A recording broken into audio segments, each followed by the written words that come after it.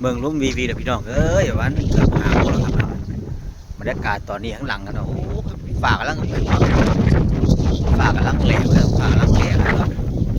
บรรยากาศตอนนี้ก็รู้สึกว่าลมดีไปแล้วเนาะอากาศประมาณ4 โมงเกือบ5 โมงครับแล้วบรรยากาศดีครับ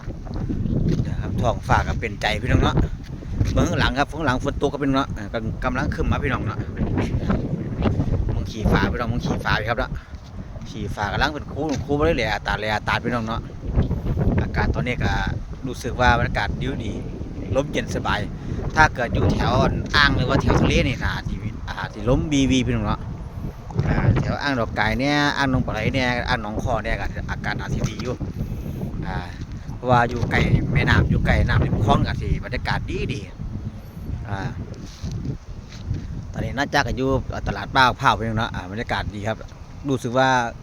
ท้องฟ้าเนี่ยอึมครึมปกคลุมไปด้วยเมฆท่านตอนนี้ก็น่าคิดว่านายตกพี่น้องอีกประโดนเดียวที่ตกพี่น้องเนาะท่านใดที่ออกจากโรงงานเลยว่าเดินทางไปเที่ยวก็ระวังเด้อพี่น้องเด้ออากาศดีครับเนาะนี่ครับเมืองข้างหลังพี่น้องข้างหลังก็รู้สึกว่าแหล่ๆมาแล้วหลายพื้นที่กับฝนตกน้ำท่วมเลยละทั้งหลายพื้นที่อยู่ที่เห็นข่าวรู้สึกว่าน้ำท่วมเขาท่วมก้าแล้วมีโอกาสซุ่มเสี่ยงถึงเขาสิบเรียเพียงเนาะเพราะว่าถ้าท่วมโดนเกินอาทิตย์นึงเนี่ยเขากะที่ตุยแล้วตั้งแต่ฝากกำลังใจให้ทุกท่านชาวพีเตอร์ก็แล้วกันหรือว่าชาวไรชาวนาเห็นหลายมองกับน้ำท่วมป่ายางก็มีอยู่เนาะป่ายางเนี่ยก็ต้นใหญ่เราได้กรีดยางแล้วถ้าเกิดน้ำท่วมก็ที่อาทิตย์2 อาทิตย์ก็ที่บ่แน่อาจจะตุยกันครับเนาะกำลังใจให้ชาวสวนยางหรือว่าสวนไรมันหรือว่าชาวไร่ชาวนาคือเราล่ะว่าสีแรงหรือว่าที่น้ำท่วมก็เป็นกำลังใจให้เราแรงก็ดีฝนก็ดีครับว่าถ้าแรงไปช่วงหนาเฮ็ดนากับพอดีไปนึงละถือว่าเขาตุยกันเป็นแถวเลยล่ะถ้าช่วงนี้ฝนดีก็รู้สึกว่าน้ำมันดีท่วมอีกเป็นกำลังใจให้เราครับนะชาวไร่ชาวสวนชาวนาหนุ่มสาวโรงงานหนุ่มสาวเกษตรกรรมหนุ่มสาวเกษตรกรว่าจะเป็นพุ่มหนุ่มสาวก่อสร้างก็ดีหนุ่มสาวไร่มันไร่อ้อยนี่นะครับชีวิตเขากับมีการเปลี่ยนแปลงตลอดเวลาถ้าเปลี่ยนแปลงในสิ่งที่ดีครับยอมรับความจริงไปพี่น้องถ้าเปลี่ยนแปลงในสิ่งที่ดีก็ต้องปรับปรุงตัวของตามนั้นเลยครับพูดพี่น้องเลยล้มให้ได้เสียงล้มครับล้มบีเลยพี่น้องเอ้ยครับนะรู้สึกว่ารับผมเนาะบรรยากาศตอนนี้นะพี่น้องเนาะตุกคือพูดถึงแล้วครับเริ่มแล้วล่ะเริ่มแน่ลมมาก่อน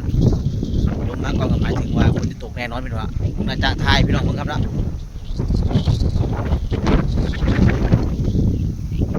นี่ครับพี่น้องอาจจะได้ยินเสียงลมแน่กับขอตัวขอไปหลายว่าช่วงฝนจะตกลมกับมาก่อนครับนะมาอะไรแห้งสับให้ตากผ้าไปฝ้าผูผ้าได้พี่น้องเด้อมาช่วงเวลาเนี่ยก็4 โมงเกือบ5 โมงแล้วผูยังสั้นเรียบร้อยแล้วฝนตกมาเปียกหมดตอนตากไปนี่พี่น้องแห้งเสื้อผ้าได้อัพอีกเนาะนุ่มท่านใดที่กำลังอยู่สวนยางอยู่สวนปาล์มมันสวนปาล์มก็ดีเตรียมตัวแล้วพี่น้อง